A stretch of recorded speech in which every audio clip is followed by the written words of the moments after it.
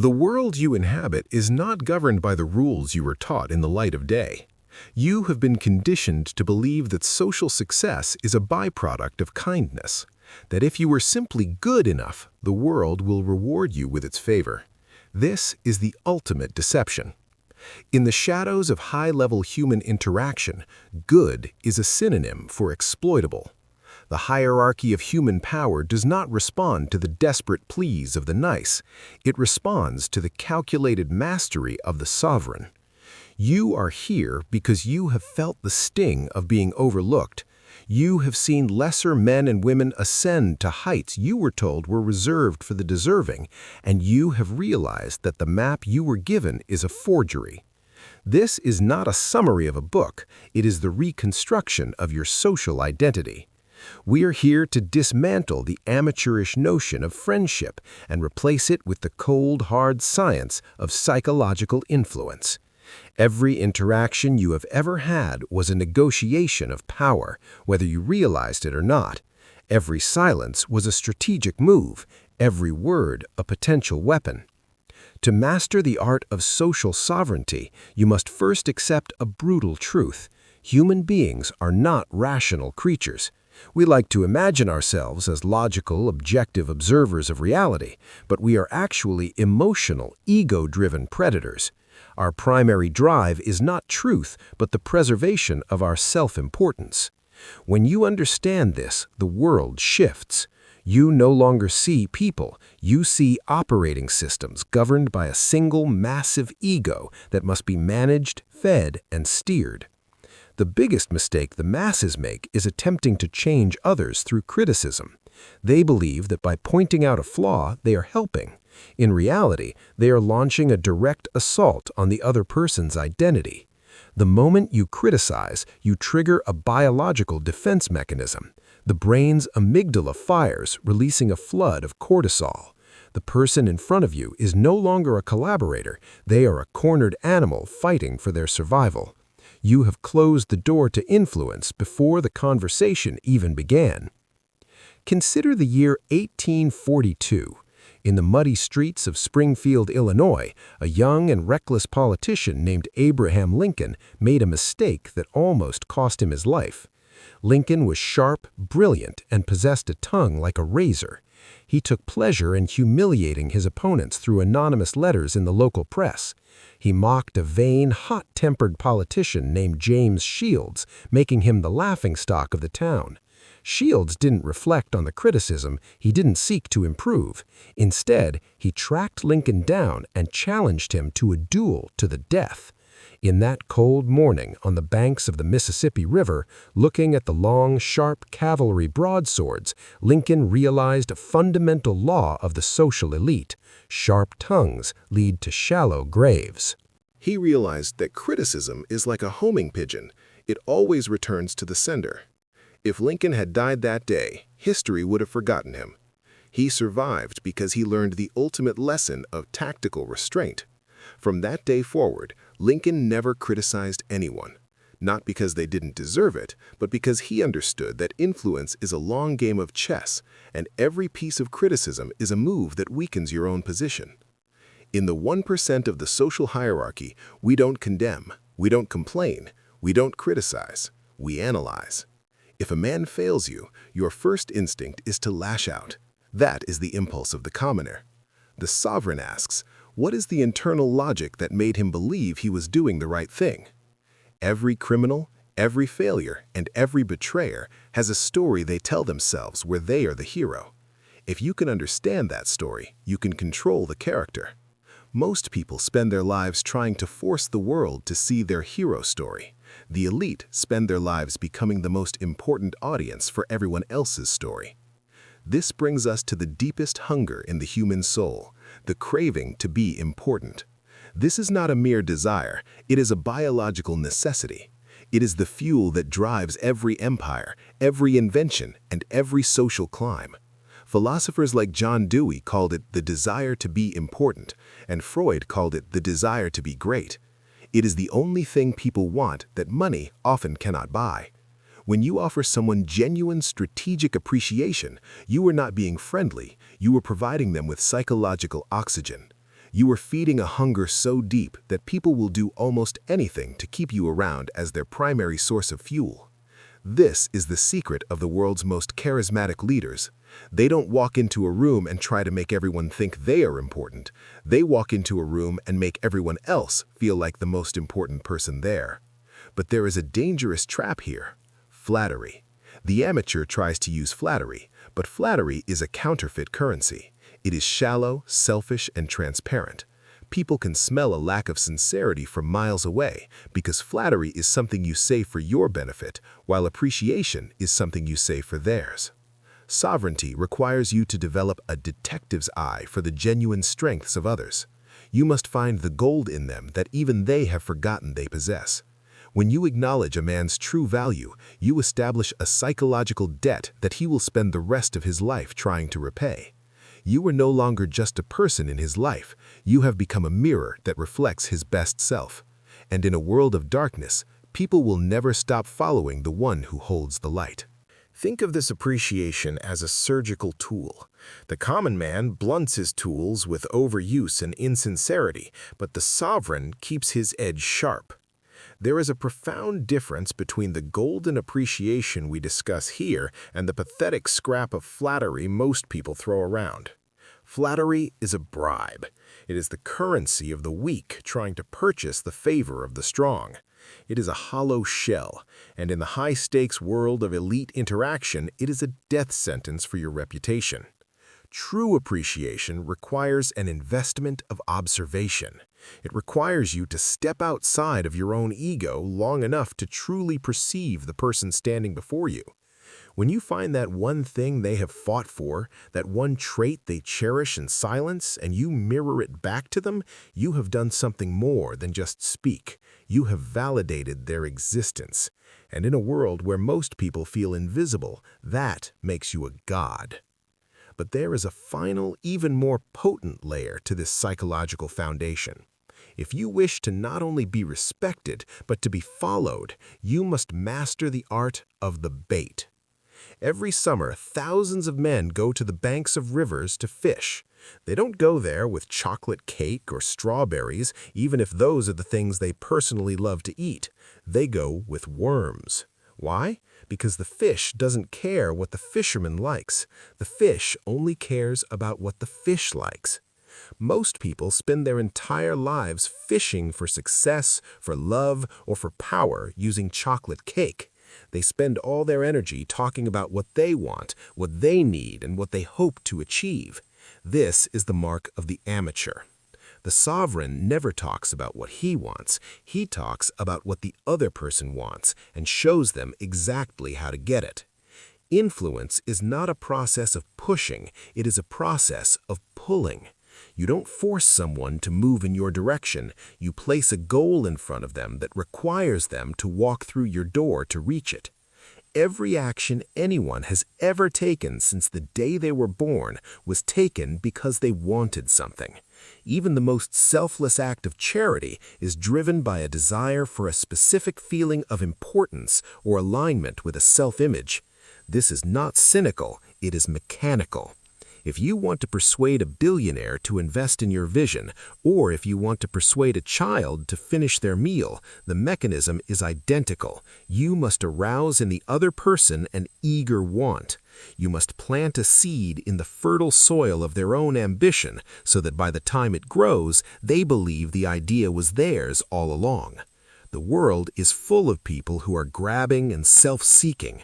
The individual who unselfishly tries to serve others by showing them how to achieve their own desires has an enormous advantage. He has no competition.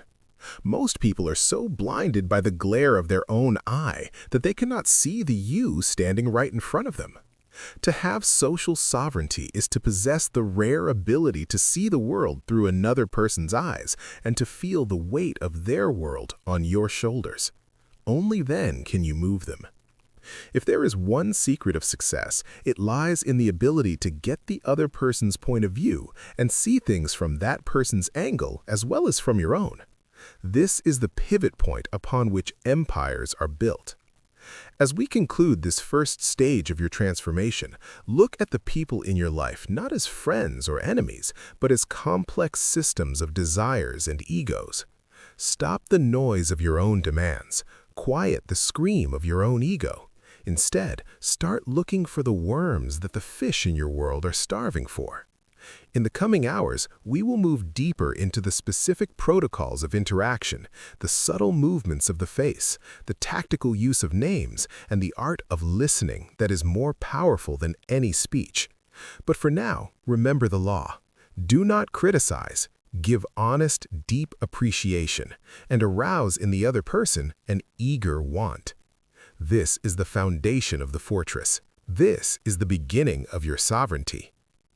The second stage of your transformation begins with a shift in perspective so radical that it will alienate you from the common masses forever. Most people spend their lives in a desperate, sweating pursuit of attention. They loud talk in rooms, they perform on social media, and they craft personas designed to scream, "Look at me." They're like beggars standing on a street corner shaking a tin cup for a few coins of validation. But the sovereign does not beg for attention. The sovereign commands it by becoming the ultimate mirror. You must realize that you can make more progress in 2 months by becoming strategically interested in others than you can in 2 years by trying to get others interested in you. This is the law of the psychological vacuum. When you stop trying to fill the room with your own ego, you create a space that others will feel an irresistible urge to fill with theirs. By doing so, you become the silent director of every social interaction. Consider the biological hardware we are working with. Every human being is equipped with a radar that is constantly scanning for threats and rewards. The most potent reward for any human being is the feeling that they are being truly perceived. Not just seen, but understood. The amateur believes that to be attractive, you need to be the loudest voice in the room. But the sovereign knows that in silence lies power. They must be interesting. They talk about their achievements, their travels, and their opinions. But the elite know that to be truly magnetic, you must be interested. You must perform a psychological reconnaissance on every person you meet. You must look past the mask they wear and find the pulse of their true desires. When you show a genuine, calculated interest in a man's world, you are not being a servant. You are acting as a predator who has learned the exact frequency of his prey's heart. You are collecting data, and in the world of social sovereignty, data is the only currency that matters. There's a story often told in the inner circles of high diplomacy about a man named Edward M. House. He was the most influential advisor to President Woodrow Wilson, a man who moved the strings of global history from the shadows. House didn't gain this power through grand speeches or public displays of ego. He gained it by mastering the art of the invisible influence. He would listen to the president for hours, absorbing his thoughts, his fears, and his prejudices. Then, when the time was right, he would plant a suggestion so subtly that Wilson would walk away believing the idea was his own. House understood that to influence a king, you must first become the king's most trusted mirror. You must become the person who makes the king feel more like a king. This is not submission. This is the ultimate form of control. If you want to be the most attractive person in any environment, you must master your non-verbal signature. The commoners walk with the weight of their own anxieties on their faces. They scowl, they look away, or they wear a mask of cold indifference. But the sovereign understands the power of the social invitation. A smile is not just a movement of facial muscles. It is a psychological signal that says, "I am a source of reward, not a threat." It must be a smile that starts in the eyes, a slow, deliberate warmth that tells the other person they have been chosen for your attention. This is your first weapon of mass attraction. It disarms the defensive mechanisms of the ego and creates an immediate subconscious bond. It is the silent language of the elite, signaling that you are a man of high status who is comfortable enough in his own power to offer warmth to others. Furthermore, we must discuss the most sacred sound in any language, a person's own name. To the individual, their name is the auditory representation of their entire existence. It is the hook upon which their ego hangs. When you remember and use a man's name with precision, you are performing a micro-miracle of validation. You are telling him that in the vast, chaotic noise of the world, his identity has been recorded and respected by you. Most people are too lazy to remember names. They are too preoccupied with their own internal monologue. But the sovereign makes it a point of absolute discipline. Whether it is the waiter at your table or the CEO in the boardroom, using their name creates a chemical shift in their brain. It triggers the release of dopamine and builds a bridge of loyalty that words alone can never construct. This is not just a social tip, it is a tactical necessity for anyone who wishes to rule their social circle. But the true mastery of social architecture does not end with a name or a smile. It culminates in the devastatingly powerful art of listening. In a world where everyone is screaming to be heard, the man who listens with strategic intent becomes a god among mortals. Most people think they are listening, but they are actually just waiting for their turn to speak. They are mentally rehearsing their next sentence, looking for a gap in the conversation to reinsert their own ego. The sovereign, however, uses silence as a vacuum to pull information out of others. When you listen to a man, not just to his words, but to the subtext of his insecurities and ambitions, you are performing a psychological dissection. You are allowing him to talk himself into a state of total vulnerability. The more he speaks, the more leverage he gives you. The more he reveals about his hero story, the more precisely you can align yourself with his narrative. This is the ultimate paradox of power. The one who speaks the least is often the one who controls the room. You must become a good listener, not out of kindness, but as a form of high-level reconnaissance. Encourage others to talk about themselves, their achievements, and their struggles. By doing so, you are feeding their ego the most expensive drug in existence, uninterrupted attention. They will walk away from the interaction thinking you are one of the most brilliant conversationalists they have ever met, even if you barely said a word. This brings us to the tactical application of the worm. If you wish to lead or influence, you must develop the discipline to talk in terms of the other person's interests. The amateur walks into a boardroom or a social gathering and begins to broadcast their own signal.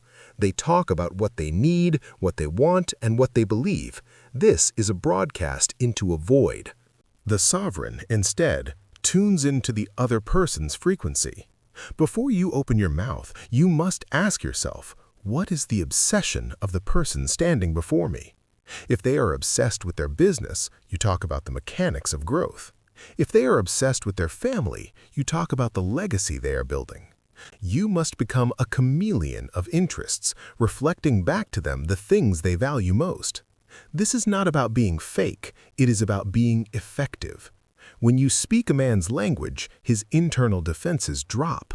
He no longer sees you as a stranger or a competitor. He sees you as an ally, a mirror of his own identity. By aligning your speech with his interests, you are planting your own goals within his field of vision. You make it easy for him to say yes, because the yes you are seeking is wrapped in the yes he already wants for himself. Finally, we must confront the foundational principle of all human magnetism, making the other person feel important and doing it sincerely. This is the master key that unlocks every door in the social hierarchy. Every person you meet, from the janitor to the king, feels superior to you in some way. In their own mind, they possess a piece of knowledge, a skill, or a perspective that you do not. If you challenge this sense of superiority, you create an enemy. If you acknowledge it, you create a disciple. You must find that area of excellence in every person and acknowledge it with surgical precision. This is the ultimate act of social sovereignty. You are secure enough in your own power that you can afford to elevate others.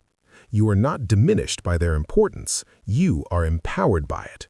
When you make someone feel important, you are granting them the one thing the world consistently denies them. You are fulfilling the deepest craving of their soul. And in return, they will grant you a level of loyalty and influence that no amount of money or coercion could ever buy. They will see you as the guardian of their ego, the one person who truly gets them. In this state of psychological dependency, your influence becomes absolute. You are no longer just a participant in the social game, you are the one who has mastered the rules. As we conclude this second stage of the manual, reflect on the weapons you have gathered. You have the name, the smile, the strategic silence, and the ability to talk in terms of the other person's world. These are not just tips, they are the architectural blueprints of a new, sovereign identity. The world is a cold place for those who do not understand these rules, but for you, it is a playground. In the next part, we will move beyond attraction and into the cold science of changing minds without creating resentment, the art of winning the argument without ever having one. But for now, walk into your world and start looking for the gold in the people you usually ignore. Start practicing the silence that commands respect. Start becoming the sovereign you were always meant to be. We now enter the third chamber of social mastery, a territory where the amateur loses everything and the sovereign gains the world. Most people view a difference of opinion as a battlefield. They see a disagreement as a personal affront to their ego, and their immediate biological response is to attack. They raise their voices, they sharpen their logic, and they attempt to crush the other person under the weight of their superior facts. This is the mark of a commoner. In the world of social sovereignty, an argument is not a battle to be won, it is a tactical drain on your resources. You must realize that you can never win an argument. If you lose it, you lose it. And if you win it, you still lose it. Why? Because when you triumph over another man's logic, you have struck a blow at his pride. You have made him feel inferior, and a man convinced against his will is of the same opinion still. You have won a verbal victory at the cost of a strategic alliance. The sovereign knows that the only way to get the best of an argument is to avoid it entirely. You don't fight for the sake of being right, you maneuver for the sake of being effective. Every time you find yourself on the verge of a conflict, you must perform an immediate internal audit. Ask yourself, is the satisfaction of proving this person wrong worth the price of their resentment? In high-level interaction, the answer is always no. Logic is a weak tool when compared to the massive power of the human ego. When you tell a person they are wrong, you are not engaging their intellect, you are triggering their survival instinct. Their brain doesn't care about the truth, it cares about protecting its self-image. To tell someone they are wrong, whether through a look, an intonation, or a direct statement, is to stab them in the heart of their self-esteem. If you wish to influence, you must develop the discipline of tactical agreement. You must learn to show a radical respect for the other man's opinions. Never say, "You are wrong." Instead, adopt the cloak of the humble investigator. If a man makes a statement you know to be false, you do not attack. You say, "I may be wrong. I frequently am. Let's examine the facts." This is the ultimate power move. By admitting you might be wrong, you stop all opposition. You create an atmosphere of collaboration where the other person feels compelled to be as fair and open-minded as you appear to be. You have disarmed them with your humility, and in that state of disarmament, you can steer the conversation exactly where you want it to go. If you are wrong, you must admit it quickly and emphatically. To the amateur, admitting a mistake feels like a defeat. To the sovereign, it is a strategic maneuver that seizes the moral high ground. Most people spend their energy making excuses, shifting blame, and hiding their flaws. This makes them look small, defensive, and untrustworthy. But when you stand up and say, "I made a mistake and I take full responsibility," you perform a psychological miracle. You drain the other person of their desire to attack. Their ego was prepared for a fight, and by admitting your fault, you have removed the target. They are left with no choice but to be magnanimous and forgiving. You have turned a potential disaster into an opportunity to demonstrate your integrity and high status. This is the law of disarming honesty. It creates a level of trust and loyalty that years of perfection could never achieve.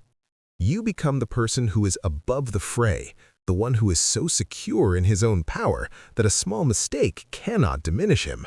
By being your own harshest critic, you prevent anyone else from ever having the chance to fill that role. Furthermore, we must discuss the Socratic loop, the art of the yes-yes response. When you are attempting to move a person toward your way of thinking, you must never start by discussing the things on which you differ. That is an amateur's mistake that creates a psychological wall. Instead, begin by emphasizing, and keep on emphasizing, the things on which you agree. You must get the other person saying yes, yes from the very beginning. Keep them, if possible, from saying no. A no is a fortress. Once a person has said no, all their pride of personality requires that they remain consistent with it.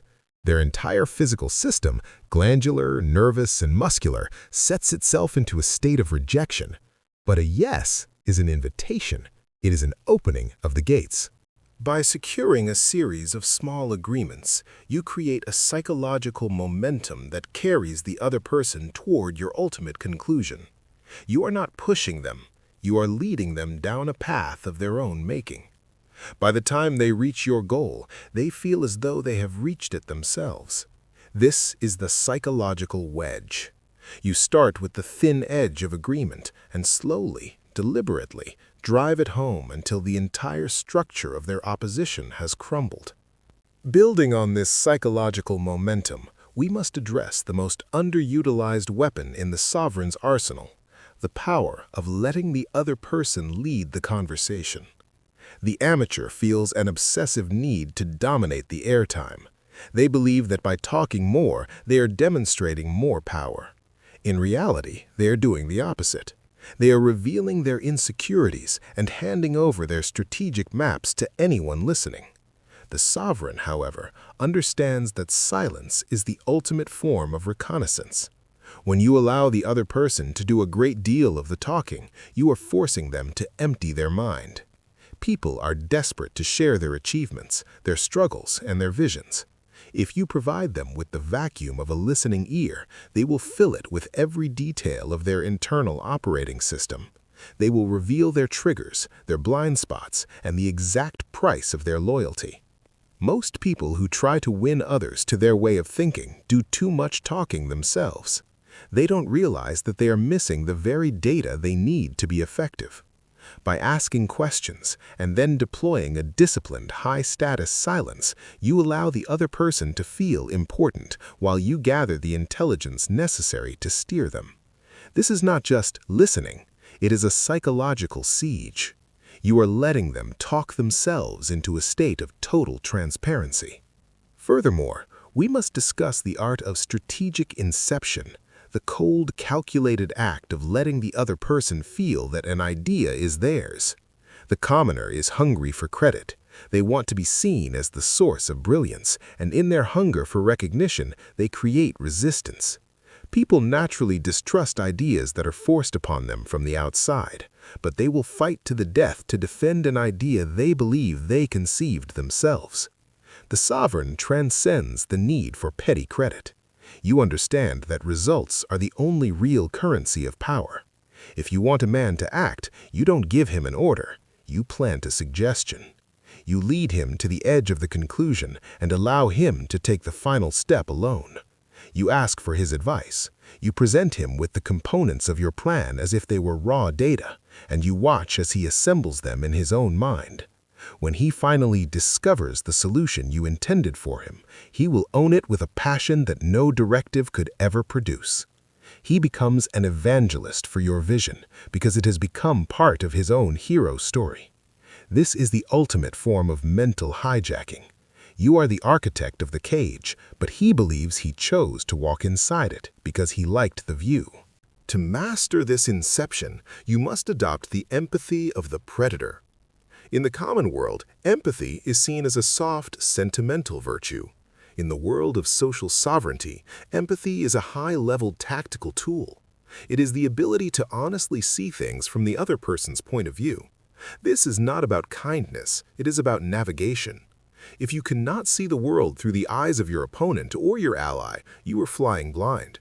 You must ask yourself, why would a rational person in their own mind act this way? Every human action is a response to a perceived need. If you can identify that need, you can predict their next move. Most people are blinded by their own glare. They can only see their own desires, their own hurts, and their own goals. But the sovereign possesses the rare ability to step into the psychological skin of another. This gives you a godlike advantage. When you understand the why behind their behavior, you can adjust your how with surgical precision.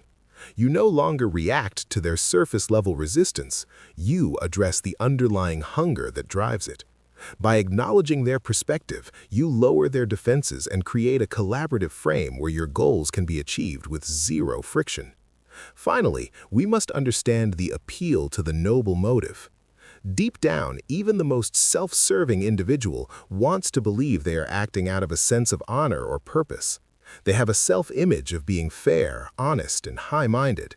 The amateur attacks a person's integrity when things go wrong, which only forces them to double down on their deception to protect their ego. The sovereign does the opposite. You appeal to the version of themselves they wish to be. You say, "I know you to be a man of your word," or "I've always admired your sense of fairness." By doing this, you are trapping them in a noble cage. To act against your request would be to betray the very self-image you have just validated. You are holding up a mirror of their best self, and most people will go to great lengths to ensure they don't break that mirror. This is the Pygmalion effect in social engineering. People tend to perform up to the level of the expectations you place on them. By assuming they have high motives, you make it psychologically expensive for them to act with low ones. You are not just changing their mind, you are manipulating their sense of honor to serve your strategic ends. As we conclude this third part of the manual, reflect on the landscape of your mind.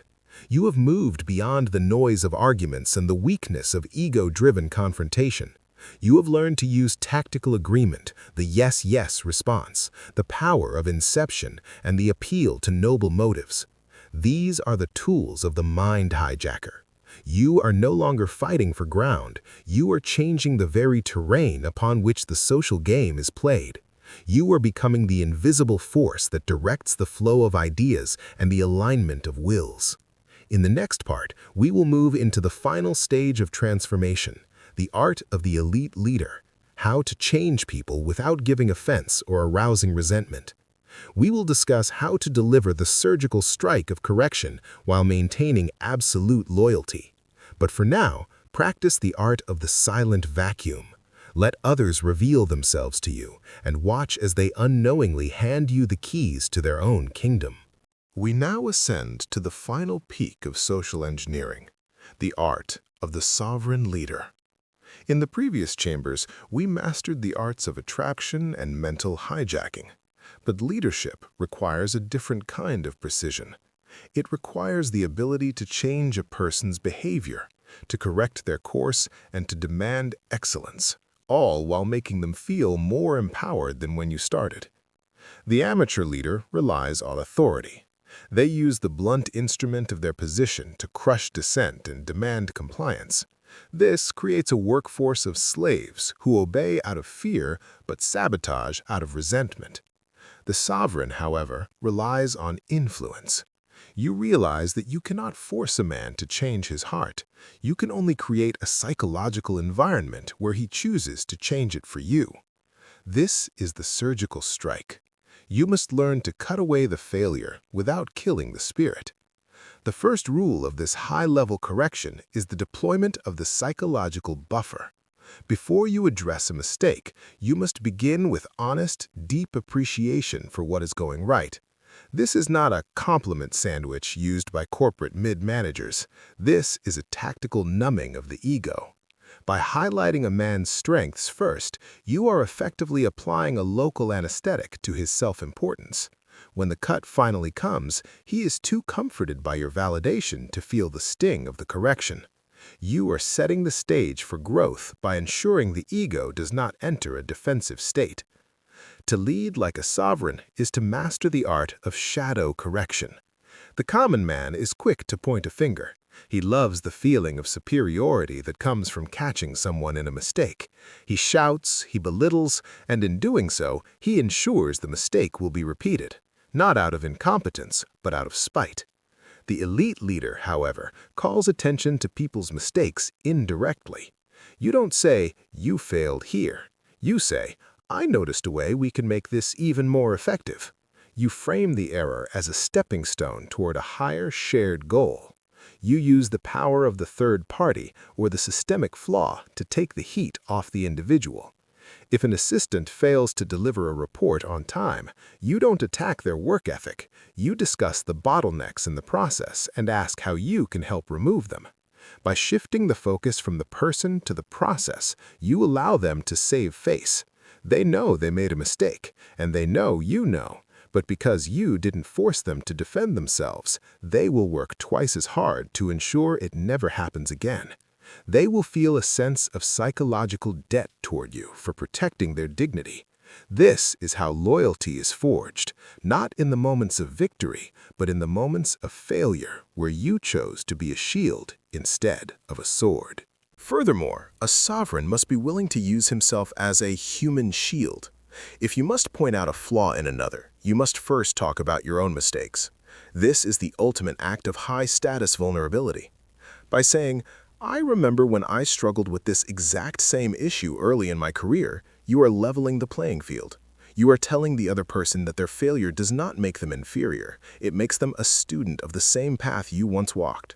You are humanizing yourself to become a more effective commander. When you lead with your own scars, the other person's wounds don't feel like an attack. They see your correction not as a judgment, but as a mentorship. This removes the us versus them dynamic that destroys most leadership structures and replaces it with a master and apprentice bond. You are giving them a vision of their future self, a self that has overcome these obstacles just as you did. By lowering yourself temporarily, you are actually raising your influence to a level where orders are no longer necessary. They will follow you because they want to become you, not because they have to obey you. This leads us to the most powerful linguistic shift a leader can make, replacing orders with questions. The amateur barks commands. He says, "Do this, don't do that, and I want this on my desk by 5. This triggers the natural human resistance to coercion. No one likes to be told what to do. We all want to feel like we are the masters of our own actions. The sovereign, therefore, never gives an order. Instead, he asks a question that leads the other person to the desired action. Instead of saying, "Rewrite this section," you ask, "Do you think this section fully captures the intensity of our vision, or is there a way to sharpen it?" By phrasing the command as a question, you're handing the autonomy back to the individual. You are allowing them to own the solution. When they say, "I think I can make it better," they are no longer following your order, they're fulfilling their own promise of excellence.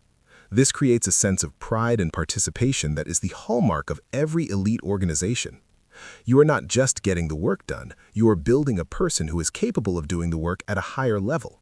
You are the invisible hand that guides the needle, while they believe they are the ones doing the sewing. To navigate the treacherous waters of human interaction, a sovereign must master the ultimate grace, letting the other person save face. In the amateur world, when someone fails, the spectators gather to watch the execution. They love to see the prideful fallen, and they take a sick pleasure in pointing out the exact moment of the collapse.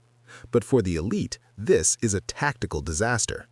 When you crush a man's dignity in public, or even in private, you are creating a permanent enemy.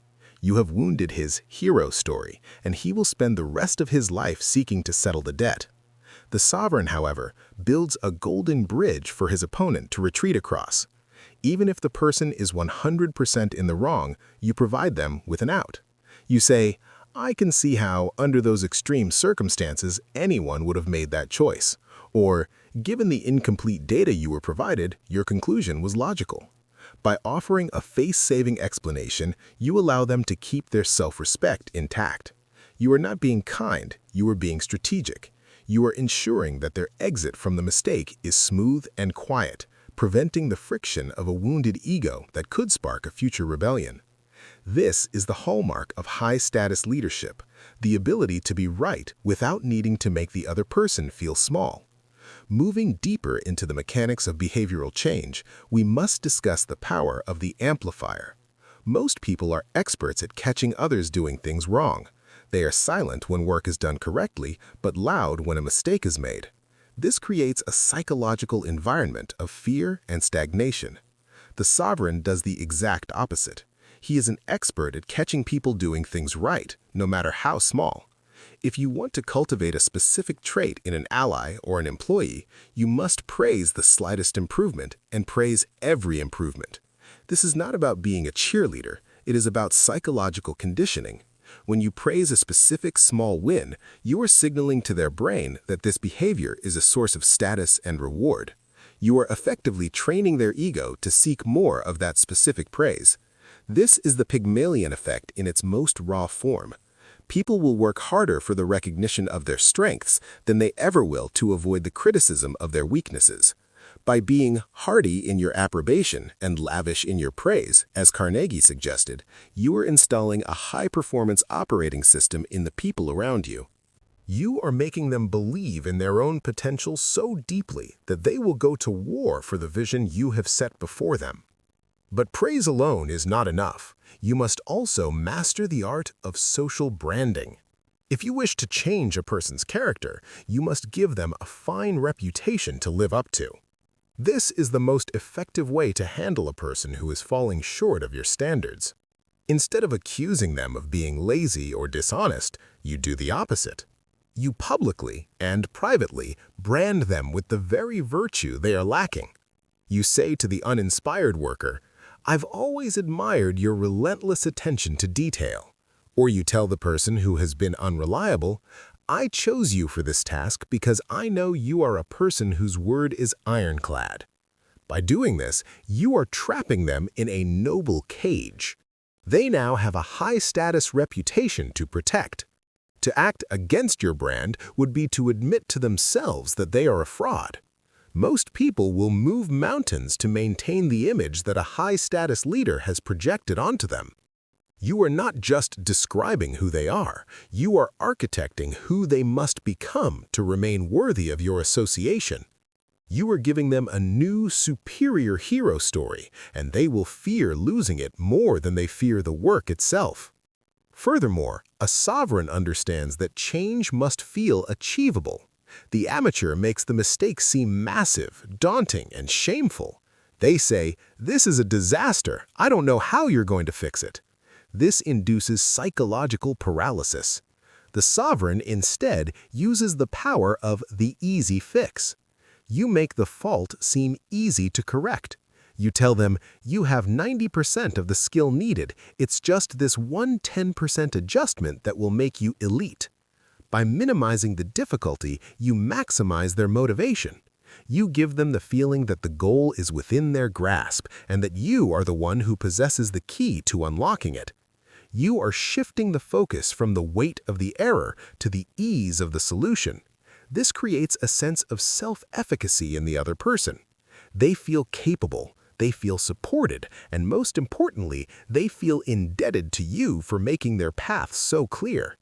You are not just a leader, you have become their primary source of confidence.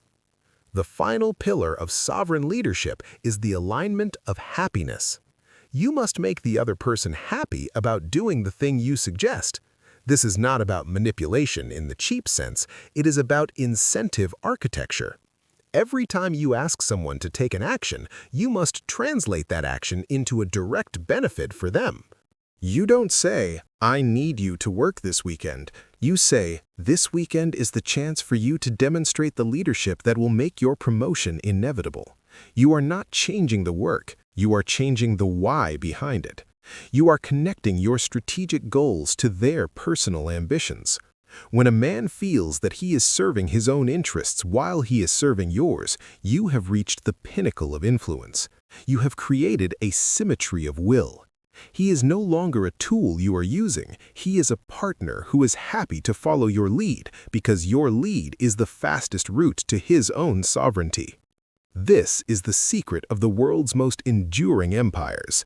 They didn't just conquer territories, they made the conquered people feel like they were part of something greater. As we conclude this fourth stage of the manual, look at the people around you as raw materials for greatness. You have learned to protect their face, to amplify their small wins, to brand them with noble reputations, to make their faults seem small, and to align their happiness with your own. You are no longer just an observer of social dynamics, you are the architect of them. You are the sovereign who changes minds without creating resentment, the one who leads without the need for force. In the parts to come, we will move beyond individual interaction and into the macro influence of the elite, the ability to command rooms, to master the narrative of a crowd, and to solidify your legacy in the minds of the many. But for now, practice the surgical strike. Correct with grace, lead with appreciation, and watch as the world begins to reshape itself around your will. We move now into the deep waters of macro influence, where the rules of individual interaction are scaled into the collective consciousness of a room, a boardroom, or a marketplace. You have mastered the surgical precision of one-on-one engagement, but the sovereign must also understand how to dominate the social frame when the stakes are at their highest. This is the stage where the truth alone is not enough. Most people suffer from the delusion that facts are sufficient to change the world. They believe that if they are right and if their data is sound, people will naturally follow them. This is a commoner's fantasy. In the arena of high-level influence, the truth is merely the raw material. It is the dramatization of that truth that determines its power. To be a sovereign is to be a master of the theater. You do not just state a fact, you perform it. You understand that the human brain is not a calculator. It is a storytelling machine that responds to vividness, contrast, and emotion. If you wish to capture the minds of the many, you must stop being a messenger and start being a dramatist. Think of the world's most successful advertisements, the most enduring political movements, and the most legendary business pitches. They don't just present a product or a policy, they present a vision that is dramatized to the point of being undeniable. When a suitor presents an engagement ring, he doesn't just hand it over in a plastic bag with a list of its chemical properties. He gets on one knee, he chooses the perfect lighting, and he creates a moment of high drama. Why? Because the drama communicates the value more effectively than the object itself. The sovereign applies this principle to every idea he wishes to plant. If you want a client to understand the danger of their current path, you don't show them a spreadsheet of declining numbers. You create a narrative of a sinking ship using metaphors that trigger their survival instinct. You make the abstract concrete. You turn a suggestion into a spectacle. By dramatizing your ideas, you bypass the critical, skeptical mind and speak directly to the subconscious, where decisions are actually made. You are not just telling them what to think, you are showing them how to feel. And once the feeling is established, the thought will inevitably follow. But the theater of power requires more than just vivid presentation. It requires the ability to handle the unsolvable conflict. There are moments when all the appreciation and listening in the world will not move a stubborn heart. There are individuals whose egos are so ossified that they view every interaction as a zero-sum game. In these moments, the sovereign does not resort to the weakness of an argument. Instead, you deploy the ultimate stimulant, the challenge. This is the law of the infallible ego. Every high achiever, every person of significance is driven by a deep underlying need to prove their worth. They have a desire to excel, a hunger for the feeling of being the best. When all other forms of persuasion fail, you must throw down the gauntlet. You don't demand results, you question their ability to achieve them. You say, "I'm not sure if this task is within your current capacity," or "This project requires a level of focus that few people in this organization possess." By doing this, you are not attacking them, you are challenging their self-image.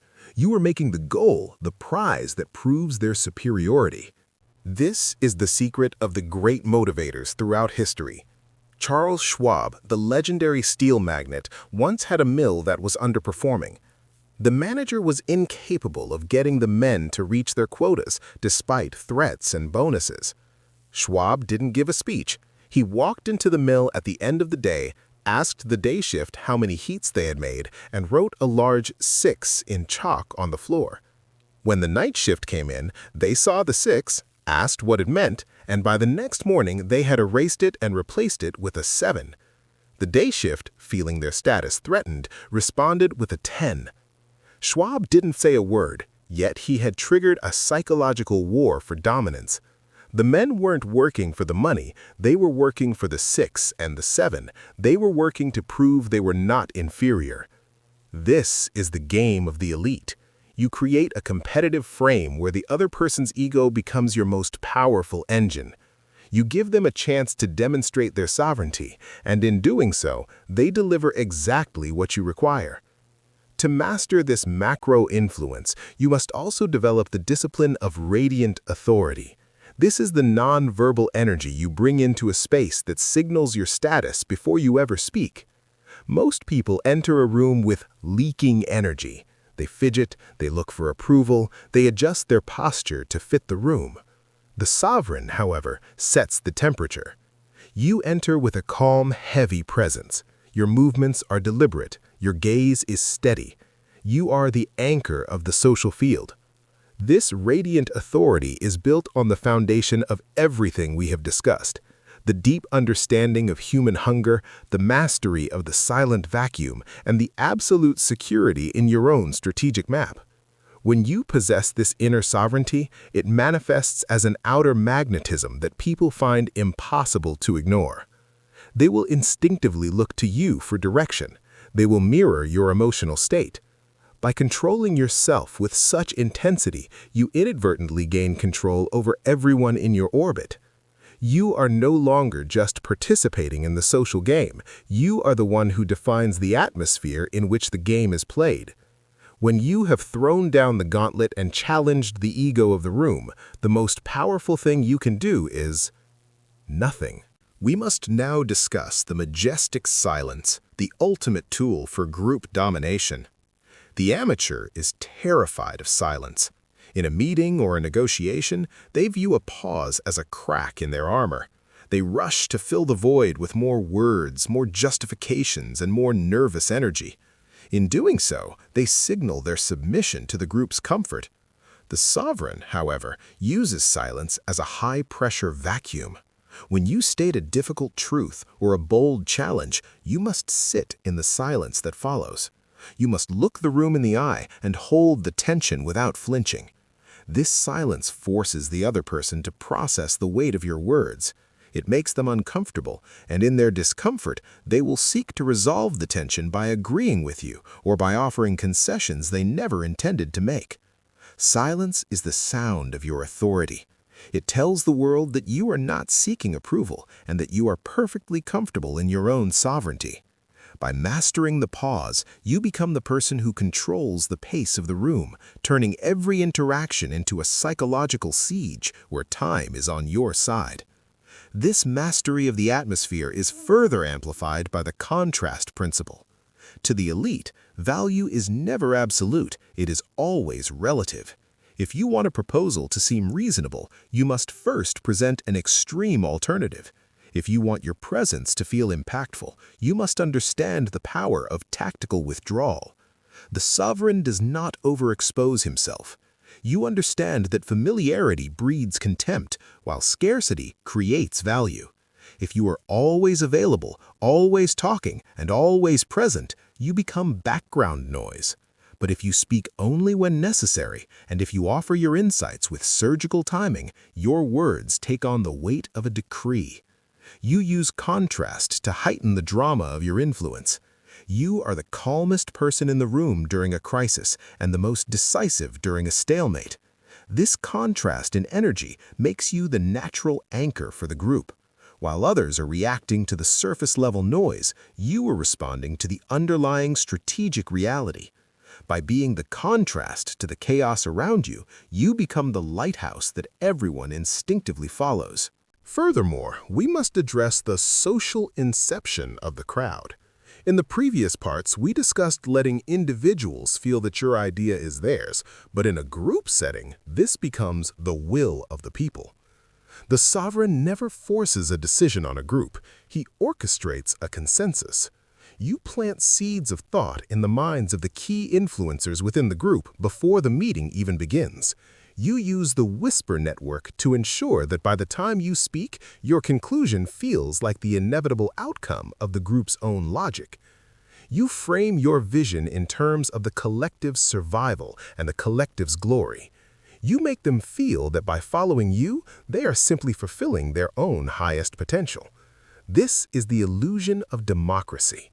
The sovereign allows the group to debate, to argue, and to feel the struggle of the decision, but he has already defined the boundaries of the cage. When the group finally reaches the conclusion you intended, they will defend it with a ferocity that no order could ever inspire. They are not following a leader, they are protecting their own great idea. To maintain this level of macro influence, you must also be the master of emotional anchoring. In any large group, there is a collective emotional state, a mojo that can shift in a heartbeat. The commoner is a slave to this energy. If the room is angry, they get angry. If the room is bored, they lose focus. The sovereign, however, is the anchor. You maintain an unshakable internal state that acts as a gravitational pull for the emotions of others. If the room is in a panic, your absolute stillness becomes the remedy. If the room is complacent, your sharp, focused intensity becomes the spark. You do not mirror the room, you force the room to mirror you. This is the biological reality of neural coupling. High-status individuals have a more powerful emotional signal that literally synchronizes the brainwaves of those around them. By being the most certain person in the room, you become the most influential. Your certainty becomes their reality. As we conclude this fifth part of the manual, reflect on the theater of power you are building. You have moved beyond the simple mechanics of winning friends and into the cold, beautiful science of commanding sovereignty. You have learned to dramatize your truths, to challenge the high achiever, to use the majestic silence, and to master the contrast of the social field. You are no longer just a player in the game, you are the one who is writing the script.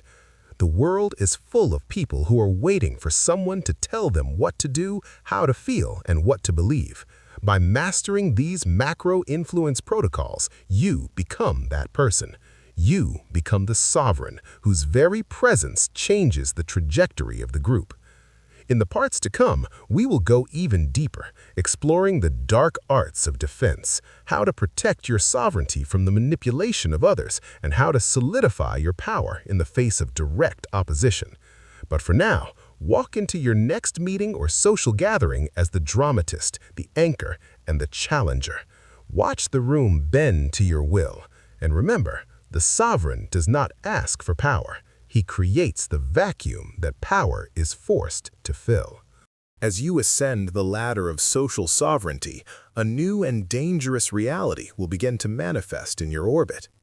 Power, even the subtle, invisible power of influence, acts as a beacon. It attracts not only those who wish to follow you, but also those who wish to parasiticize you. You will encounter social predators, ego vampires, and low-level manipulators who recognize your mastery and attempt to turn your own protocols against you. They will try to use your listening against you to drain your energy. They will try to use your appreciation to trap you in a cycle of false validation. To remain a sovereign, you must develop a psychological immune system. You must understand that while your influence is a bridge for the worthy, it must also be a fortress for the unwanted.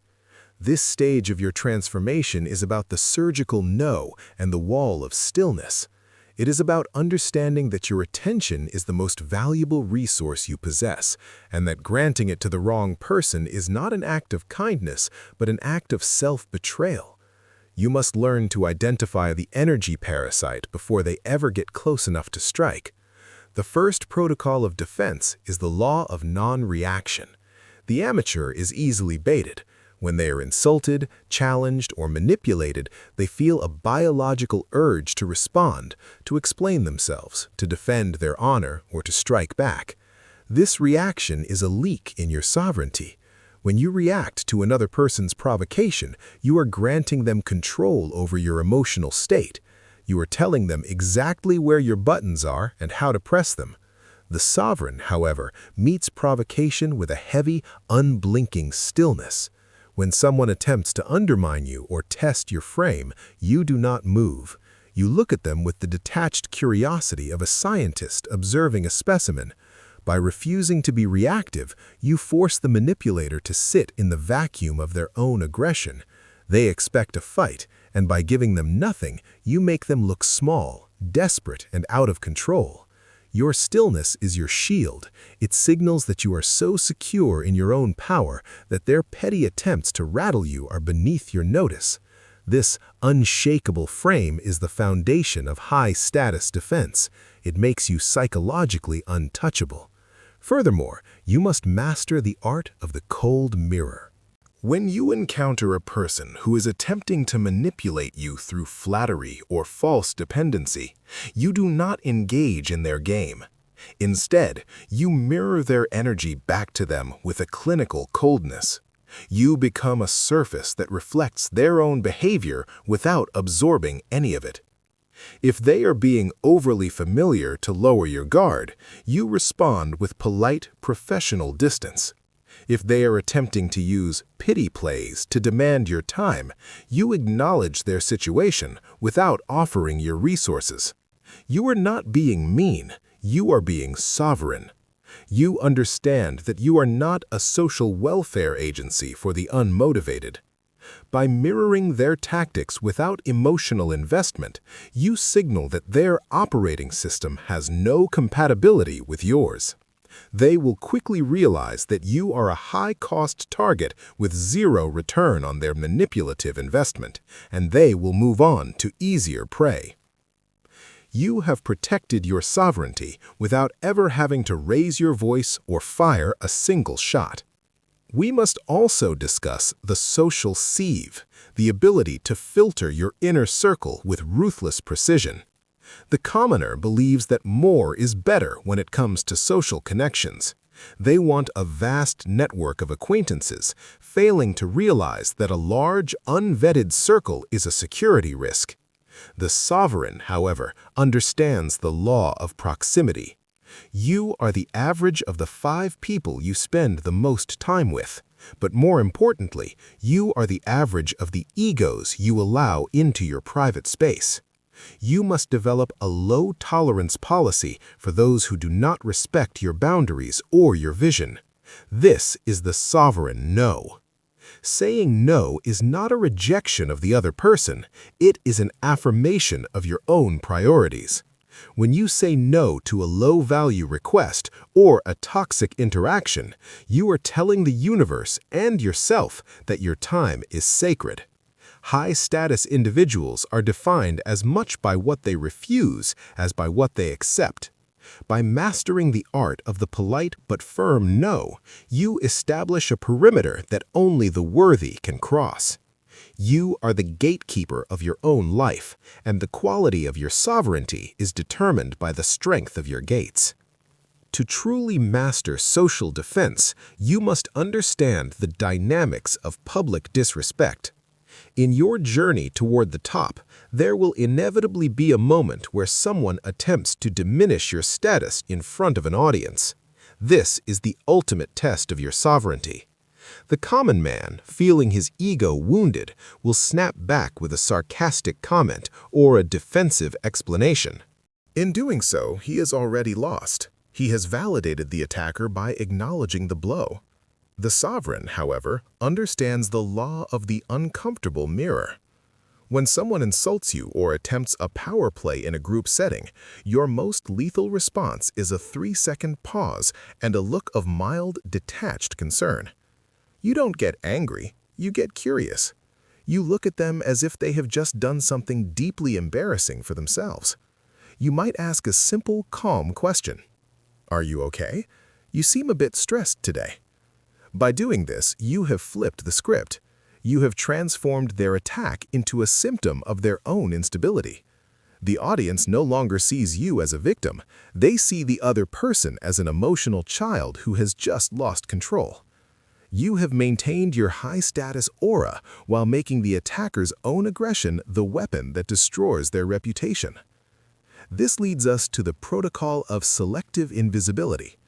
There are times when the best defense is to simply not be there psychologically. When you are forced to interact with someone who is committed to being difficult, you must adopt the gray rock method of the elite. You become as interesting as a pebble. You offer short, polite, but entirely non-committal answers. You provide zero emotional data for them to work with. If they try to bait you into an argument, you respond with, "That's an interesting perspective," and then move on.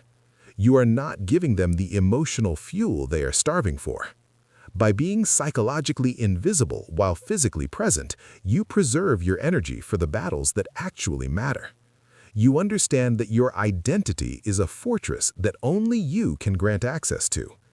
If you don't care about their opinion, they have no power to hurt you. Sovereignty is the ultimate form of emotional self-sufficiency. You are the only one who decides your value, and once you have internalized this, the opinions of the low-status masses become nothing more than background noise.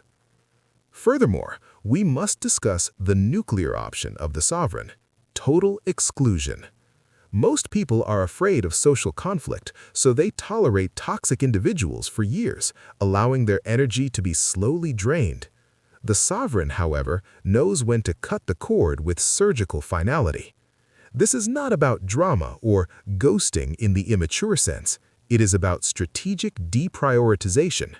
When someone has proven themselves to be a threat to your vision or your peace, you simply move them to the outermost circle of your reality. You stop responding to their calls, you stop inviting them to your world, and you stop thinking about them. You don't need to explain why. Your silence and your absence are the only message required. By removing your attention, which is the currency of their existence, you are effectively deleting them from your kingdom.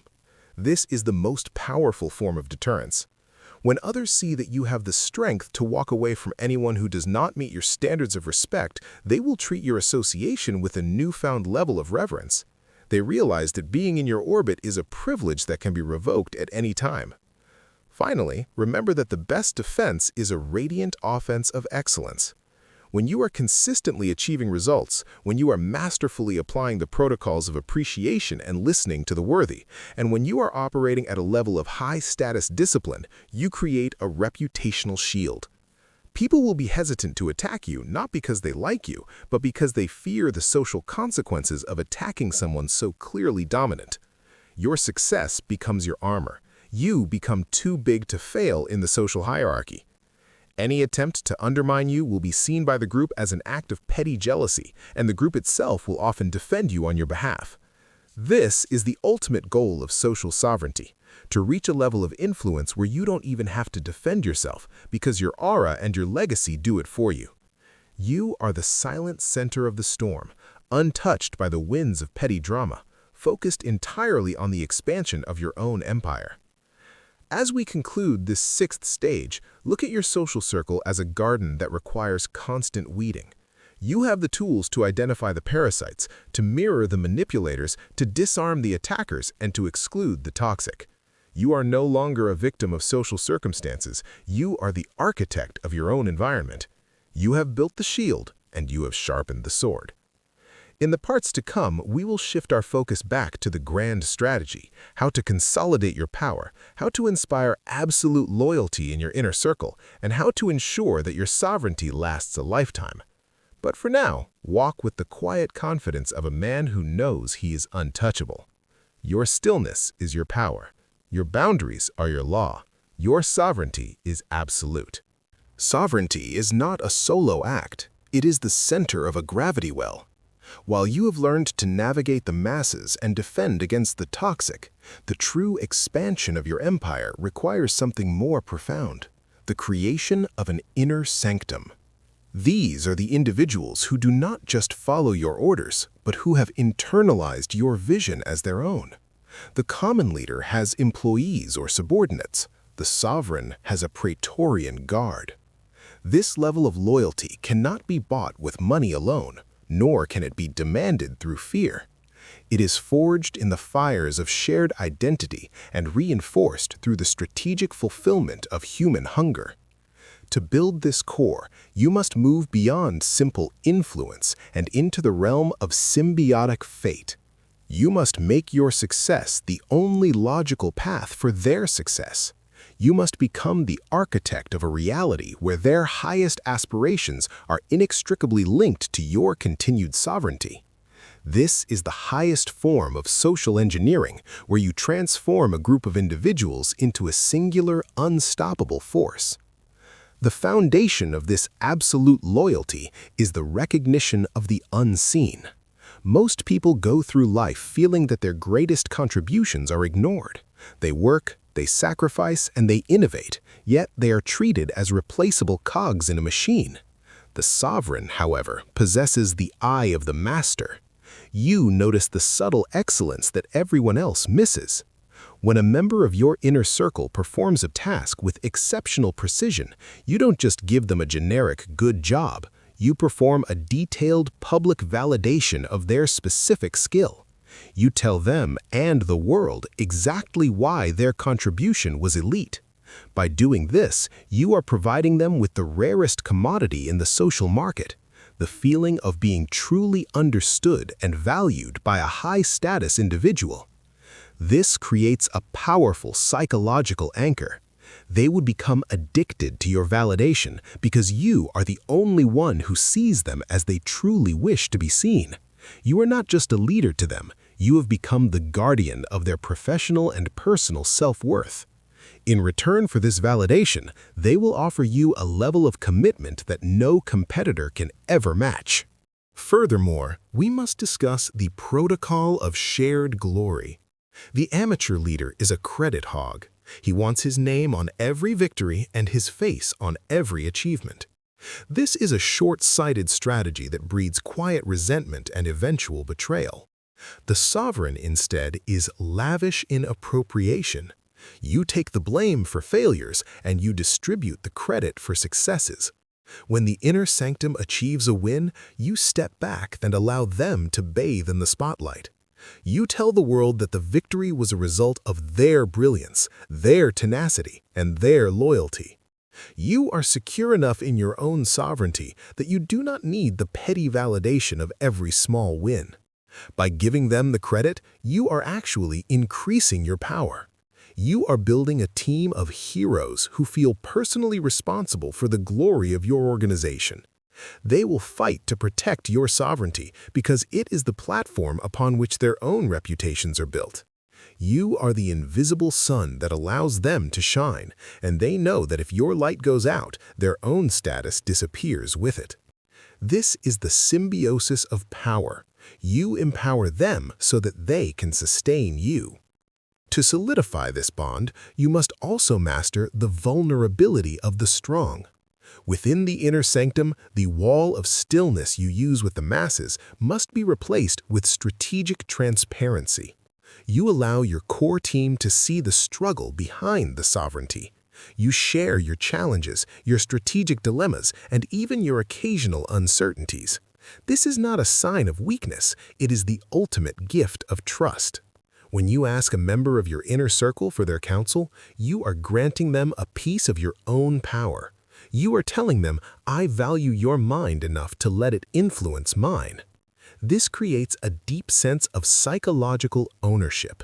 They are no longer just executing your plan, they are helping to build it. They will defend the vision with more passion because it contains a part of their own soul. Most people are starving for a chance to be significant, to be more than just a tool. By inviting them into the decision-making process, you are fulfilling that hunger.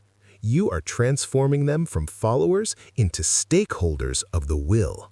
The ultimate solidification of the inner sanctum rests upon the law of shared fate. In the high-stakes theater of social and professional dominance, your lieutenants must believe that their destiny is inextricably woven into yours. The amateur leader keeps his people in a state of precariousness, thinking that fear of replacement will drive them to work harder. This is a catastrophic misunderstanding of human psychology. Fear creates compliance, but it also creates the seeds of betrayal. The sovereign, however, creates golden handcuffs of status and security. You make it clear through your actions that as you rise, they rise.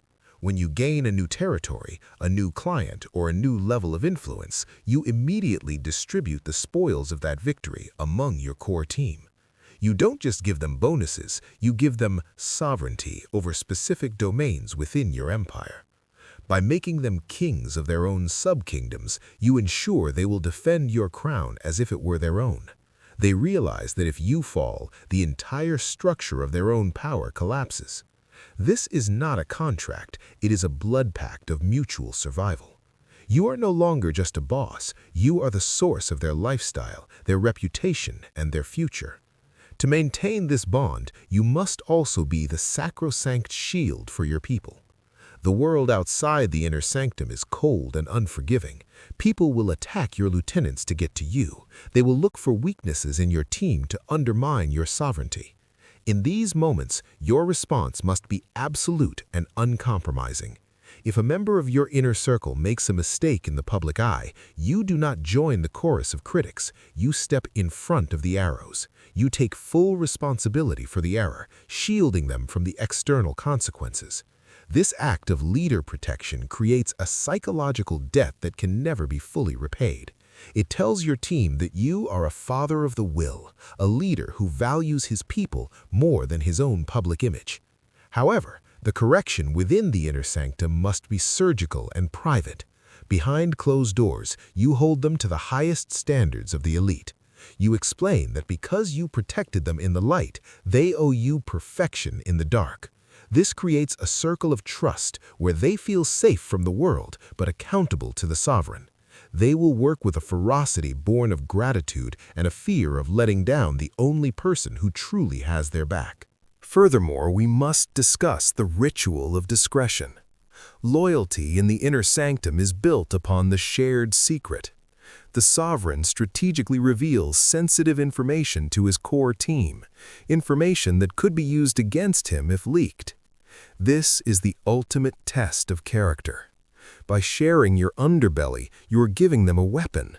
If they hold that weapon and never use it, their loyalty is proven. If they use it, you have identified a traitor early, before they could do real damage. But more importantly, shared secrets create a psychological fortress. It creates an us versus them dynamic that is essential for group cohesion. Your inner circle feels like a secret society, a group of elite individuals who know things the masses can never understand. This sense of exclusivity is a powerful drug. It makes them feel superior to the world outside, and that superiority is tied directly to their association with you. You are the one who granted them entry into the sanctum of truth, and they will guard that entry with their lives. Finally, a sovereign understands that the inner sanctum must be pruned to remain strong. Loyalty is not a permanent state. It is a garden that requires weeding. You must develop a predatory intuition for the first signs of decay. When a member of your core team begins to prioritize their own ego over the collective vision, or when they start to exhibit the leaking energy of the commoner, they must be moved to the outer circles. This is not done with drama, it is done with strategic distance. You slowly withdraw the privileges of the sanctum, the secrets, the private counsel, the public validation. Most will take the hint and move on. Those who don't will find themselves in a vacuum of influence, effectively neutralized. By maintaining a high cost of entry and an even higher standard of stay, you ensure that your inner sanctum remains a concentrated pool of absolute loyalty. You are not building a group of friends, you are building an elite cadre of sovereigns who are united by a singular will, your will. As we conclude this seventh part of the manual, look at the people closest to you. Are they mere subordinates, or are they members of your Praetorian Guard? You have the tools to identify their hunger, to validate their unseen excellence, to share the glory, and to weave their fate into yours. You are no longer just a man with a plan, you are a sovereign with a legion. The world treats individuals with indifference, but it bows before a unified will. In the parts to come, we will explore the protocols of high-stakes negotiation, how to win the biggest battles of your life when everything is on the line. We will discuss how to move the titans of industry and the masters of the social game. But for now, focus on your sanctum. Strengthen the bonds, share the vision, and remember, a sovereign is only as strong as the loyalty he inspires in those who see him in the dark. We now enter the arena of the titans, where the stakes are no longer measured in social pleasantries, but in empires, fortunes, and legacies. High-stakes negotiation is not a process of compromise, it is a process of incentive architecture. The amateur enters a negotiation looking for a fair deal, which is a commoner's term for giving away half of your power to avoid conflict. The sovereign, however, enters the room to extract the maximum value while making the other party feel they have achieved a masterful victory. You must realize that when you are dealing with individuals of high status, the titans of industry, the masters of the social game, and the keepers of the gate, you are not arguing over facts or figures. You are negotiating with their ego and their perception of reality. To win at this level, you must move beyond the surface-level ask and into the deep why of the other party. You must become a psychological locksmith, identifying the exact pins that need to be aligned to unlock the vault of their cooperation. This requires a level of emotional detachment and strategic focus that few possess, and it begins with the total mastery of your own internal frame. The foundation of every high-level negotiation is the law of absolute detachment. You must be prepared to walk away from the table at any moment, and the other party must feel that reality in their bones. Most people fail in negotiations because they need the deal. This need is a biological scent of weakness that the high-status predator can smell from miles away. When you need something, you are a servant. When you want something but are willing to discard it, you are a sovereign. You must enter every high-stakes interaction with a pre-validated reality, the belief that your sovereignty is independent of the outcome of this specific meeting. This detachment gives you the ultimate power, the power of the silent vacuum. When you make an offer or state a position, you must hold the silence that follows without a single twitch of anxiety. Let the tension of the no-deal scenario sit in the room. Let the other party's ego struggle with the possibility of losing the opportunity to work with someone as composed and high status as you. By being the one who cares the least about the deal, you become the one who controls the terms of it.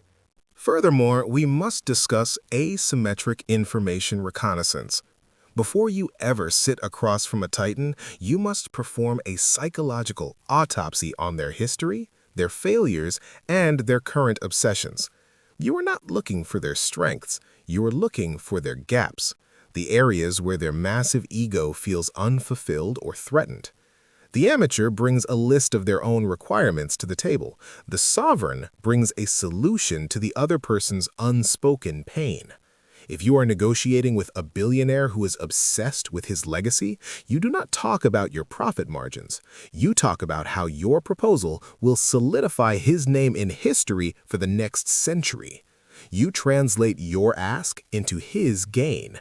You make it so that for him to say no to you would be to say no to his own deepest desires. This is the art of strategic alignment. You are not asking for a favor, you are offering him a vehicle to reach his own sovereignty. When a man believes that by giving you what you want, he is getting what he craves most, the negotiation is already over. You are simply there to sign the papers of his surrender, which he will do with a smile of triumph. To master the titans, you must also understand the frame of authority. In any high-stakes room, there is a dominant frame, a set of unspoken rules about who is the leader and who is the follower. The commoner enters the office of a powerful person and immediately adopts the supplicant frame. They sit on the edge of the chair, they speak too quickly, and they mirror the other person's dominant body language. They have lost before they said hello. The sovereign, instead, brings his own gravity into the room. You sit deeply and comfortably. You maintain eye contact that is steady but not aggressive. You speak with the slow, rhythmic cadence of someone who knows their time is the most valuable asset in the room. You don't try to impress them. You act as though you are evaluating them. By refusing to be intimidated by their status, you signal that you are their peer, or perhaps their superior. This peer status reset is essential. Titans do not negotiate with servants. They dictate to them. They only negotiate with those who they believe possess a level of sovereignty that matches or exceeds their own. In the cold vacuum of high-level extraction, the sovereign must master the paradox of the positive no. The amateur is terrified of the word no, believing it to be the end of the interaction.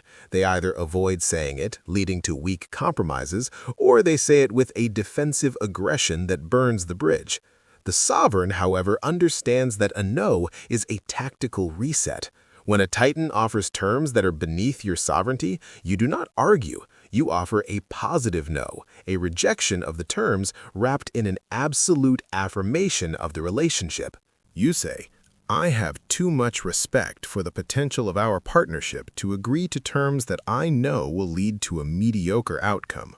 For this to work at the level of excellence we both demand, we must look at a different structure."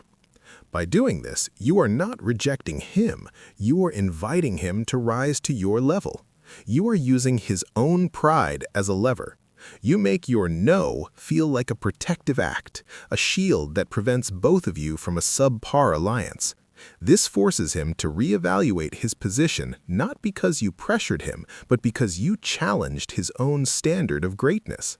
This leads us to the engineering of the third option. In any negotiation that has reached a stalemate, the commoners see only two paths, my way or your way. They enter a war of attrition where the person with the most endurance wins. The sovereign, instead, steps outside the binary trap and creates a third reality. This is the art of lateral sovereignty. You identify a hidden asset or a psychological motivation that hasn't been discussed, and you weave it into a new proposal that makes the previous conflict irrelevant. You ask, what if we don't look at the financial split at all, but instead focus on the total control of the intellectual property for the next decade? By shifting the terrain, you disarm the other party's prepared defenses. They were ready to fight over the money, but they are not prepared for a discussion on legacy or strategic dominance. When you present a third option that solves their unspoken pain while giving you exactly what you require, you have performed a masterstroke of extraction. They will accept the new terms with a sense of relief, feeling that they have found a creative solution, unaware that you were the architect of their path from the beginning. Furthermore, we must discuss the mirroring of the Titan's soul. High-status negotiators often use a mask of cold indifference or aggressive dominance to intimidate their opponents. The sovereign sees through this mask. You realize that the more aggressive the mask, the more fragile the ego behind it. To extract value, you do not match their aggression, you mirror their internal frequency. If they are analytical and cold, you become precise and data-driven. If they are visionary and emotional, you become the poet of their future. You build a rapport of the elite, making them feel that you are the only person in the room who truly operates on their level. This is the halo effect of the sovereign negotiator. Once they believe you are one of them, their critical faculties drop. They start to look for reasons to agree with you rather than reasons to fight you. They will hand you the keys to their kingdom because they trust that someone of your status will manage it with the same reverence they would. You are not winning a deal. You are being invited into their inner circle, and that invitation is the ultimate leverage for any extraction you wish to make. The final pillar of absolute extraction is the illusion of total victory. The sovereign knows that a truly successful negotiation ends with the other party bragging about the deal they got. You must leave money on the table for their ego. You give them the small, visible wins, the title, the public announcement, the minor concessions that they can show to their board or their peers. Meanwhile, you secure the deep value, the control, the long-term percentages, the strategic positioning. You let them have the sizzle while you keep the steak. This is the psychology of the golden handshake. When a titan walks away feeling he has out-negotiated you, he becomes your greatest ally. He will defend the deal to the death because his own reputation is now tied to its success. He will never realize that you guided him to every win he thinks he stole from you. You have extracted everything you wanted, and in return, you have given him the one thing he values more than money, the feeling of being the smartest man in the room. As we conclude this 8th stage of the manual, reflect on the rooms you will soon enter. You have the detachment, the reconnaissance, the peer status, and the ability to engineer the positive no. You are no longer a participant in the trade, you are the architect of the extraction. You understand that the biggest deals are not made in the spreadsheet, but in the psychological landscape of the ego. In the parts to come, we will explore the macro legacy of the sovereign, how to turn your influence into a permanent structure of power that outlasts your physical presence. We will discuss the sovereign's code and how to maintain your status at the peak of the mountain when everyone is looking for a way to pull you down. But for now, walk into your next negotiation with the calm of a man who has already won. The table is yours. The terms are yours. The sovereignty is absolute. We have mastered the art of attraction, the science of mental hijacking, and the cold precision of high-stakes extraction. But the true test of social sovereignty is not how you reach the peak, it is how you turn that peak into a permanent fortress. Most people, once they achieve a level of power, become complacent. They believe that the momentum of their success will carry them forever. This is the gravity of the commoner. In the world of the elite, the moment you stop architecting your power is the moment it begins to erode. To ensure your sovereignty outlasts the initial burst of your charisma, you must move from being the actor to being the architect. You must institutionalize your will. This means creating systems, rituals, and narratives that sustain your influence even when you are not in the room. You are no longer just a man. You are becoming a myth. And a myth is far more difficult to dismantle than a human being. This stage is about the transition from influence to legacy, and it requires a ruthless commitment to the long-term strategic map. The first protocol of institutionalization is the creation of the sovereign narrative. Every empire, every enduring religion, and every legendary corporation is built on a story that the masses believe in. You must craft a narrative around your leadership that makes your presence seem inevitable and your judgment seem infallible. This is not about vanity, it is about psychological infrastructure. You must curate the information that flows out of your inner circle. You highlight the victories that reinforce your mastery, and you frame the setbacks as necessary evolutions. You ensure that the story told about you is one of constant, calculated ascent. When the world perceives you as a force of nature rather than a mere man, their resistance disappears. They stop trying to compete with you and start trying to align themselves with you. You become the North Star of their social landscape. By controlling the narrative of your sovereignty, you dictate the terms upon which you are judged. You are not just living your life, you are writing a history that others will study and emulate. To maintain this peak, you must also develop the vigilance of the tall poppy. There is a biological drive in the human collective to pull down those who rise too high. The commoners love a hero during the climb, but they crave a tragedy once the hero reaches the summit. This is the envy of the masses. The sovereign anticipates this pull-down effect and mitigates it through strategic generosity. You don't hoard your power. You distribute the atmosphere of success. You make sure that as long as you are at the peak, everyone in your orbit is eating better, feeling more important, and gaining more status than they could anywhere else. You create a mutual defense pact with reality. If someone tries to pull you down, they are not just attacking you, they are attacking the source of everyone else's prosperity. By making your sovereignty the foundation of their stability, you ensure that the very people who might envy you become the ones who protect you. You are the anchor of the collective ego, and as long as you hold the anchor, the ship will not turn against you. Furthermore, we must discuss the protocol of the invisible hand.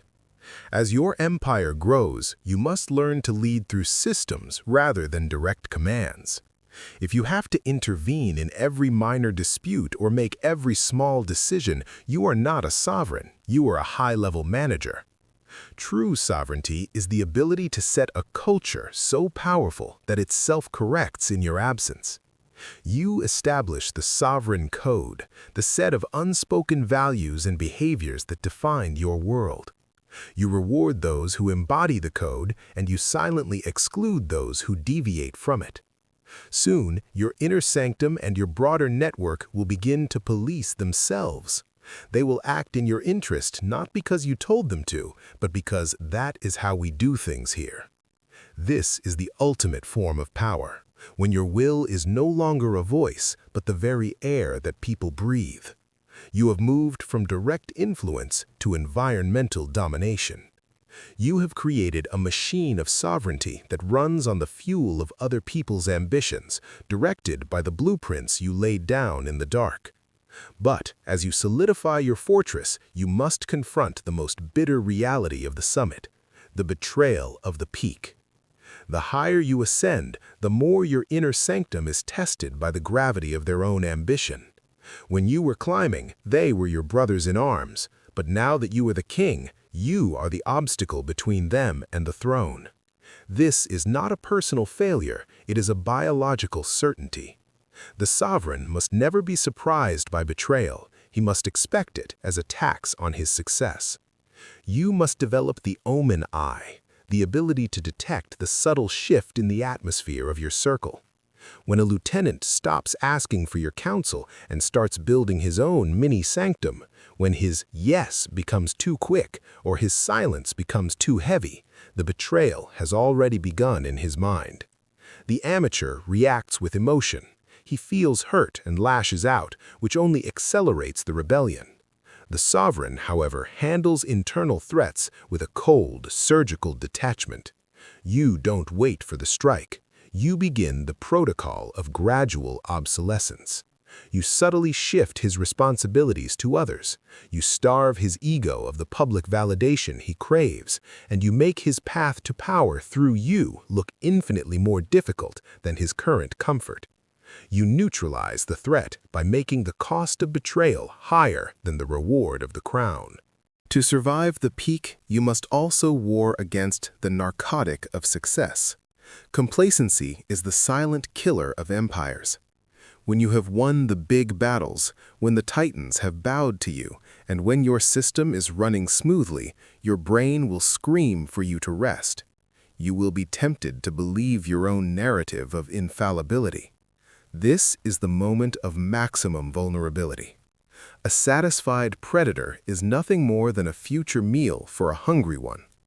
The sovereign maintains his edge through the practice of controlled hardship. You must intentionally place yourself in situations where your status doesn't matter, where you have to win from zero again. You must be your own harshest inquisitor, constantly looking for the rust in your protocols. You analyze your recent victories not to celebrate them, but to find the lucky breaks that you mistakenly attributed to your own genius.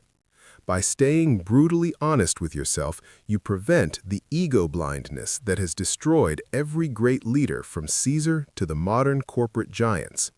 You must remain a student of the game, even when you are its undisputed master. Furthermore, we must address the loneliness of sovereignty. At the summit, there is no one who truly understands the weight of your choices. You can have allies, You can have a Praetorian guard, but you can never have an equal. If you seek emotional comfort from those you lead, you are abdicating your power. You must accept the isolation as a mark of your status. Your inner sanctum sees your strength, not your doubt. Your competitors see your masks, not your face. This emotional self-sufficiency is what allows you to make the impossible choices that others shrink from. While the masses are paralyzed by their need for approval and their fear of being disliked, the sovereign is governed only by the strategic necessity. You are the only one who can see the entire map, and therefore you are the only one who can decide the direction. This solitude is not a burden, it is the ultimate freedom. It is the space where your will becomes pure, uncorrupted by the noise of the common world. Finally, the institutionalization of your will culminates in the legacy of the ghost. The ultimate goal is to reach a stage where you can step away from the daily operations of your empire without losing an ounce of your sovereignty. You become the founding legend whose principles are cited in every meeting and whose spirit is felt in every room. You have created a culture so robust that it treats any deviation from your vision as a foreign body to be expelled. This is how you achieve social immortality. Long after you have moved on to new horizons, the structures you built, the businesses, the networks, the social hierarchies, continue to operate in your image. You have turned your individual will to power into a permanent structure of reality. You are no longer competing with men, you are competing with history. And as long as your code is the one being followed, you remain the sovereign, regardless of where you physically stand. As we conclude this 9th part of the manual, reflect on the fortress you have built and the vigilant eye you must maintain. You have institutionalized your will, protected your peak from internal rot, fought off the poison of complacency, and accepted the isolation of the heights. You are no longer just a leader, you are a monolith in the social landscape. In the final part of this reconstruction, we will move into the eternal sovereignty, the closing protocols of the master, the synthesis of all we have learned, and the final charge to you as you step out into the world as a fully realized sovereign. We will discuss the end game and how to maintain this frequency for a lifetime. But for now, look down from your peak. See the world not as a place of chaos, but as a territory governed by the laws you have mastered. The air is thin, the view is infinite, and the power is absolute. We have reached the final chamber of your reconstruction. You have journeyed through the shadows of human psychology, mastered the mechanics of attraction, the cold precision of extraction, and the architectural vigilance of the peak. But as we stand at the end of this manual, you must realize that everything you have learned is merely the scaffolding. The ultimate goal of social sovereignty is not to do these things, but to be the person for whom these things are as natural as breathing. We move now into the alchemy of the soul, where the protocols dissolve into your character and the mask becomes the face. In this final stage, sovereignty is no longer a set of tools you carry in your belt. It is the frequency of your existence. You no longer walk into a room and apply a smile or deploy a silence. The room simply bends to the gravity of your presence. This is the transition from the seeker of power to the source of power. It is the realization that the world you see outside is merely a reflection of the empire you have built within. The first principle of eternal sovereignty is the unity of the will. Most people are a chaotic collection of conflicting desires, fears, and social conditioning. They want to be liked, but they also want to be powerful. They want to be honest, but they are afraid of the consequences. This internal friction is the leak through which their influence disappears. The sovereign, however, has achieved a singular, unified intent. You have discarded the need for approval and replaced it with the duty of vision. When your internal world is no longer at war with itself, your external world becomes remarkably easy to manage. Your certainty becomes a physical force. When you speak, people don't just hear your words, they feel the absence of doubt behind them. This is the alchemical marriage of strategy and identity. You are no longer performing for the world, you are simply allowing the world to witness the reality of your sovereignty. This absolute alignment is what makes you irresistible to follow and impossible to defeat. Furthermore, we must discuss the sovereign's responsibility. Power is a heavy element. It is a burden that the commoner cannot carry. While the masses believe that power is about personal indulgence and the freedom to do as one pleases, the sovereign knows that true power is the freedom to do what is necessary. You are the architect of the reality for those in your orbit. Their security, their status, and their sense of purpose are tied to the strength of your will. This is the covenant of the 1%. You accept the isolation and the vigilance of the heights so that you can provide the structure and the direction that the world so desperately craves. Your sovereignty is not a gift for yourself, it is a service to the vision. When you view your power through this lens, you move beyond the petty temptations of the ego. You become a quiet sun, the center of a system that provides light and warmth, but also the gravity that holds everything in its proper place. This sense of mission is the ultimate defense against the decay of complacency. It keeps you sharp, it keeps you hungry, and it keeps you sovereign. In this eternal state, you must also master the art of the timeless presence. The common man is a slave to the now, his immediate emotions, the latest news, and the current social weather. The sovereign, however, operates on a different temporal plane. You view your life and your influence through the lens of decades and centuries. You don't react to the surface-level noise of the day because you are focused on the deep tides of history. This long-term perspective gives you a calm that others find unnerving. When everyone else is panicking over a temporary setback, you are looking at the next 10 moves on the map. You understand that true sovereignty is a marathon, not a sprint. This timelessness manifests in your body language and your speech as a lack of hurry.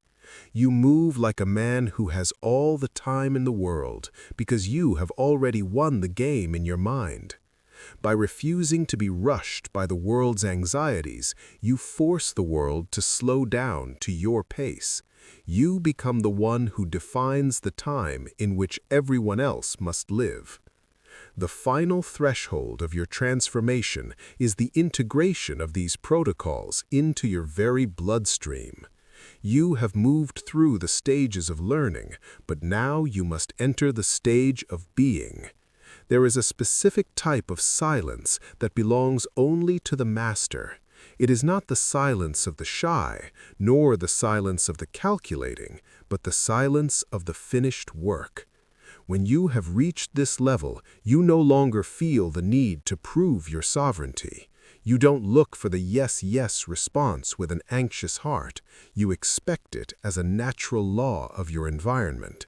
This is the aura of inevitability. To maintain this for a lifetime, you must adopt the philosophy of the eternal student. Even as the world bows to your mastery, you must remain fascinated by the shifting tides of human nature.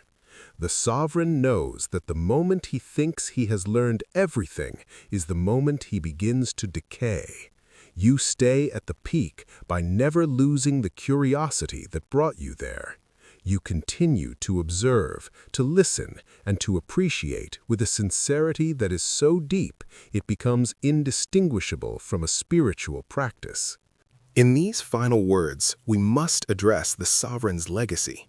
You have built a fortress, an inner sanctum, and a system of institutionalized will. But the ultimate legacy is not what you leave behind in stones or bank accounts. It is the transmutation of the people you have influenced. To be a true sovereign is to be a creator of other sovereigns. You take the raw materials of the people in your orbit, their fears, their unrefined ambitions, their scattered talents, and you give them a structure in which they can become elite. You provide the high-status mirror that reflects back to them a version of themselves they didn't know was possible. When you elevate others, you are not diminishing your own light. You are creating a constellation of power that you alone have architected. This is the grand alchemical work. You have turned the lead of common social interaction into the gold of an enduring empire. You have taught them to respect themselves, to command their own frames, and to value excellence above all else. In doing so, you ensure that your influence will continue to vibrate through the world for generations. You become an immortal frequency, a standard of greatness that will be whispered about long after your physical presence has faded. Now, as you step out of the shadows of this manual and into the blinding light of the world, you must take the oath of the unseen crown. You are no longer part of the masses. You have been initiated into the 1% of the social hierarchy. You possess the tools to dismantle egos, to extract fortunes, to build loyalty, and to command rooms. But with this power comes the sovereign's burden. You must use these weapons with a cold, strategic elegance. Do not waste your mastery on petty conflicts or low-status dramas. Focus your will only on the things that are worthy of your vision. Remember that every person you meet is fighting a battle you know nothing about, and that your appreciation is the most potent medicine you can offer. Use your silence to heal as much as to dominate. Use your inception to inspire as much as to control. You are the architect of your reality, and your reality should be a masterpiece of order, beauty, and power. The world is waiting for you. It is hungry for the direction, the strength, and the clarity that only a sovereign can provide. The social game is no longer a source of anxiety for you. It is your playground, your laboratory, and your throne room. You understand the hunger, you have mastered the mirror, and you have consolidated the will. There is nothing left to learn, only everything left to execute. Walk with the heavy, calm step of a man who knows the outcome before the game even begins. Speak with the rhythmic cadence of a leader who is already obeyed, and listen with the intensity of a predator who has already captured the soul of. The world you inhabit is not governed by the rules you were taught in the light of day. You have been conditioned to believe that social success is a byproduct of kindness, that if you were simply good enough, the world will reward you with its favor. This is the ultimate deception. In the shadows of high-level human interaction, good is a synonym for exploitable. The hierarchy of human power does not respond to the desperate pleas of the nice. It responds to the calculated mastery of the sovereign. You are here because you have felt the sting of being overlooked. You have seen lesser men and women ascend to heights you were told were reserved for the deserving, and you have realized that the map you were given is a forgery. This is not a summary of a book, it is the reconstruction of your social identity. We are here to dismantle the amateurish notion of friendship and replace it with the cold, hard science of psychological influence. Every interaction you have ever had was a negotiation of power, whether you realized it or not. Every silence was a strategic move, every word a potential weapon. To master the art of social sovereignty, you must first accept a brutal truth. Human beings are not rational creatures. We like to imagine ourselves as logical, objective observers of reality, but we are actually emotional, ego-driven predators. Our primary drive is not truth, but the preservation of our self-importance. When you understand this, the world shifts. You no longer see people, you see operating systems governed by a single massive ego that must be managed, fed, and steered. The biggest mistake the masses make is attempting to change others through criticism. They believe that by pointing out a flaw, they are helping. In reality, they are launching a direct assault on the other person's identity. The moment you criticize, you trigger a biological defense mechanism. The brain's amygdala fires, releasing a flood of cortisol. The person in front of you is no longer a collaborator. They are a cornered animal fighting for their survival. You have closed the door to influence before the conversation even began. Consider the year 1842. In the muddy streets of Springfield, Illinois, a young and reckless politician named Abraham Lincoln made a mistake that almost cost him his life. Lincoln was sharp, brilliant, and possessed a tongue like a razor. He took pleasure in humiliating his opponents through anonymous letters in the local press. He mocked a vain, hot-tempered politician named James Shields, making him the laughingstock of the town. Shields didn't reflect on the criticism. He didn't seek to improve. Instead, he tracked Lincoln down and challenged him to a duel to the death. In that cold morning on the banks of the Mississippi River, looking at the long, sharp cavalry broadswords, Lincoln realized a fundamental law of the social elite: sharp tongues lead to shallow graves.